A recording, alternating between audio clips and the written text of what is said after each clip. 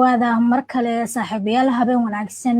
aynu ambaqaadnay wararkeega caawiya Soomaalida dowladda Soomaaliya ayaa sheegtay in dhaawac culus uu soo gaaray Yuusuf Kaba ku tukada oo kamid ah hoggaanka sare ee Al-Shabaab kadib duqeymo ka dhacay Shabeellaha Dhexe wasiirka gaashaandhigga Soomaaliya Axmed Macalin Fiqi ayaa shaaciyay in duqeymo isdaba joog ah oo lagu bartilmaameedsaday shir ay horjoogayaal sare oo ka tirsan Al-Shabaab ku lahaayeen degmada aadan yabaal ee gobolka Shabeellaha Dhexe kaasi lagu dilay 11 horjooge laguna dhaawacay 4 kale oo ku jiro Yuusuf Ciise Kaba ku tukada oo ah waliga kooxda ay u qaabilsan isla gobolka Fiqi oo shir jaraa'id ku qabtay magaalada Gaalkacyo ayaa sheegay in duqeymahan la fuliyay 27 bishan Luulyo xilli uu socday shir hogaamineed oo gudoominayay Yuusuf Ciise Kaba ku tukada kaasi oo soo gaaray dhaawac culus hay'adda Al-Shabaab weli kama aysan hadlin sheegashooyinka dowladda ee ku saabsan khasaaraha ka dhashay howlgalka waxaana uu Xuseen howlgalku ku koobnaa 4 duqeyn oo kala duwan kuwaasi oo lagu fuliyay taageerada saaxiibada caalamiga ah ee Soomaaliya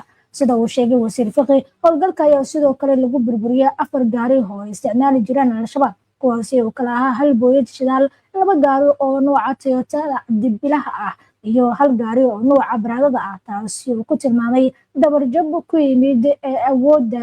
saadka iyo sidoo kale dhaqdhaqaaqa ee kooxda xubnaha la dilay waxaa ku jiray madaxa sirdoonka kooxda ee gobolka Galgaduud kusimaha waliga aadan yabaal madaxii amniga kooxda ee gobolka Hiiraan iyo kuwo kale oo dowladdu ay ku sheegtay inay ka tirsanaayeen hoggaanka iyo waxyaha kala duwan ee Al-Shabaab magacyada horjoogayaasha ku dhaawacmay howlgalkan waxaa ka mid ah Yuusuf Ciise Kaba ku tukade waaliga argagixisada ugu magacaaban gobolka Shabeellada Dhexe oo runtii sida xoguhu ay sheegayaan dhaawac culus uu halka ka soo gaaray sidoo kale waxaa ku dhaawacmay Cali Dhuux oo xoghayn u ahaa Yuusuf Ciise Kaba ku tukade 3 waxaa ku dhaawacmay Cali Yare oo horjoogaha maaliyadda gobolka Shabeellada Dhexe ahaa 4 waxaa ku dhaawacmay Usama nin magaciisa lagu sheegay oo horjooge zakawaadka gobolka Shabeellada Dhexe oo dadka aad dhibaato u geysan jiray runtii dhaawac iyo dhimashada ka soo gaartay kooxaha argagixisada waxay guul weyn u tahay shacabka Soomaaliyeed ee kooxahaasi ay dhibaatada ku hayeen iyo dawladda Soomaaliya oo runtii hoggaanka sahanka iyo sirdoonka ee ciidanka xoogga dalka Soomaaliyeed oo kaashanaya saaxiibada caalamka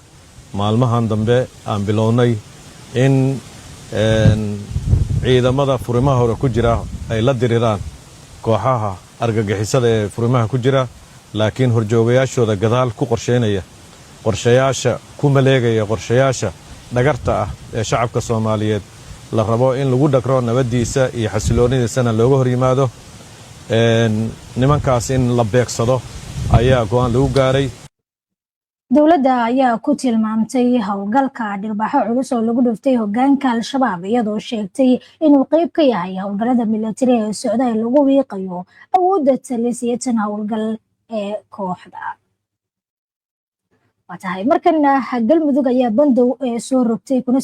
magaalooyinka waaweyn ee deegaanadeeda xilli loo diyaar garoobayo doorashooyinka qof iyo codka ah maamulka dowlad goboleedka Galmudug ayaa ku dhawaaqay bandow guud oo lagu soo rogay dhammaan magaalooyinka waaweyn ee deegaanada maamulkaasi laga bilaabo caawa oo Khamiis ilaa habeen dambe talaabadan ayaana qayb ka qorshe lagu xaqiijinayo amniga guud ee deegaanada maamulka Galmudug xilli maamulku uu diyaar garoobayo qabashada doorashooyinka qof iyo codka ah taasi oo la filayo inay dhawaan ka qabsoonto deegaanadaasi taliyaha qaybta booliiska ee dowlad goboleedka Galmudug gaashaale sare Khaliif Cabdulle Maalin oo warbaahinta la hadlay si rasmi ah u shaaciyay in bandowgu uu bilaabanayo caawa wixii ka dambeeya isagoo ku amray shacabka inay u hoggaansamaan awaamirta amniga si looga hortago wax kasta oo qalqal gelin kara habsami u socodka doorashada taliyaha ayaa cadeeyay in dhaqdhaqaaqa gaadiidka iyo kan dadweynahaba ee la xadiday balse ay jiraan cid laga reebay bandowgaasi kuwaasi oo kala ah gaadiidka laamaha amniga gaadiidka guddiga doorashooyinka howlwadanada doorashada iyo warbaahinta berri waa Khamiis ah taariikhdu tahay 3 bisha Julaay 2026 waxaa Galmudug ka bilaabanaya doorashooyinka loo madlanaa ee golaha deegaanka Galmudug iyo golaha wakiilada Galmudug sida aad ka warqabtaan waxaan rabnaa inaan dadka shacabka u soo jeedino waxyaabihii looga baahnaa oo waajibaadka ahaa. waxaa dhammaan la joojiyey dhaqdhaqaaqyadii gaadiidka. waxaa dhaqdhaqaaqooda la ogol yahay gaadiidka gurmadka sida ambalaasta iyo dabdamiska. waxaa dhaqdhaqaaqooda la ogol yahay gaadiidka hay-adaha amniga. waxaa dhaqdhaqaaqooda la ogol yahay gaadiidka saxaafadda.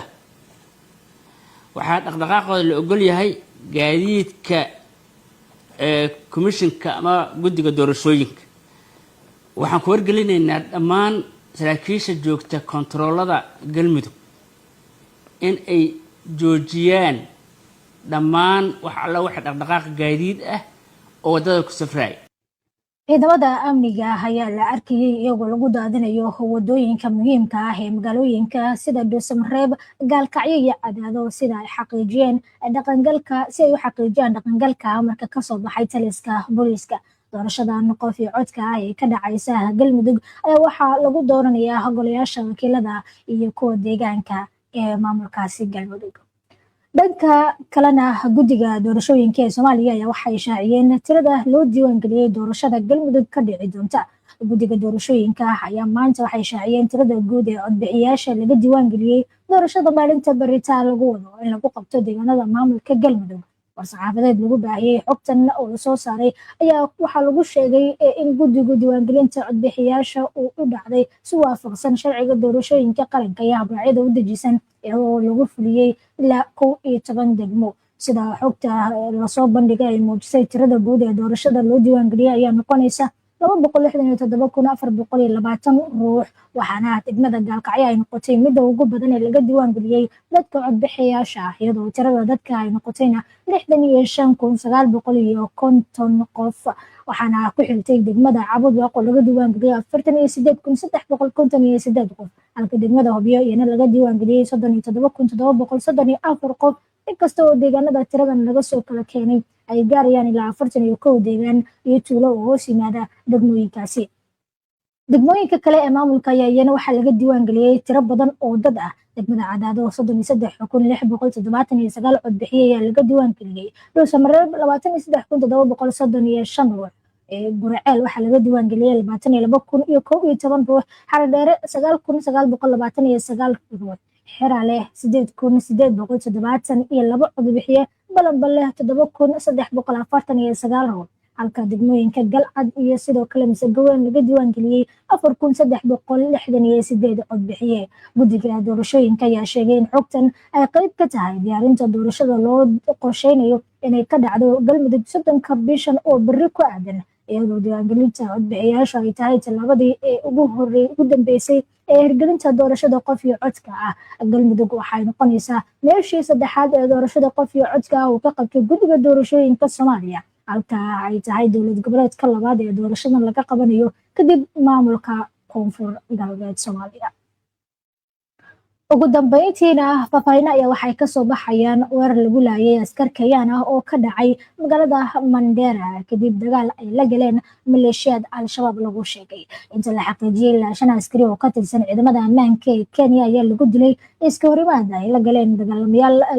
looga shakisan yahay inay ka tirsan yihiin ururka Al-Shabaab, sida ay booliiska Kenya ku sheegeen warbixin rasmi ah oo ay soo saareen. booliiska dalkaas ayaa sheegay in iska horimaadku uu ka dhacay deegaanka Wantai Dam ee magaalada Mandera ee gobolka waqooyi bari ee Kenya oo ku dhow xadka Soomaaliya, kadib markii ciidamo ka tirsan cutubka gaarka ah ee Soogalunga ay la kulmeen dagaalamayaasha Al-Shabaab xilli ay roonda ku jireen. warbixinta ayaa intaasi ku dartay in ciidamada Kenya ay bilaabeen howlgallo lagu baadigoobayo kooxdii weerarka fulisay. koox gurmad ah oo loo diray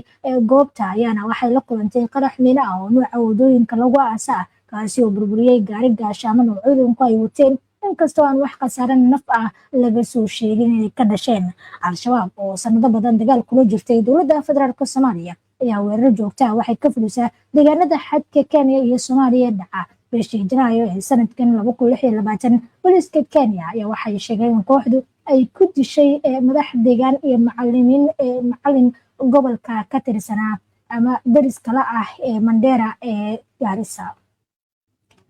waa hagaag daawadayaal, intaas ayaan caawa kusoo gabagabaynaynaa wararkii Soomaalida oo si toos idinkaga imaanayay istuudiyaha labaad ee HBN. waxay naga xasuusinayaan wararkayaga macluumaadkii barnaamijyada aynu soo gudbino aad ka heli kartaan baraha internetka ee kala duwan sida Facebook, YouTube, Twitter iyo Telegram-ka. idinka warar degdeg ah iyo sidoo kale macluumaadyo kale ka akhrisan kara bogga aynu internetka ku leenahay ee www.hbnonlinetv.com. tan iyo intaanu dib ugu kulmi doono warkan mid lacayna waxaan idin leeyahay sidaas iyo amaana Allah.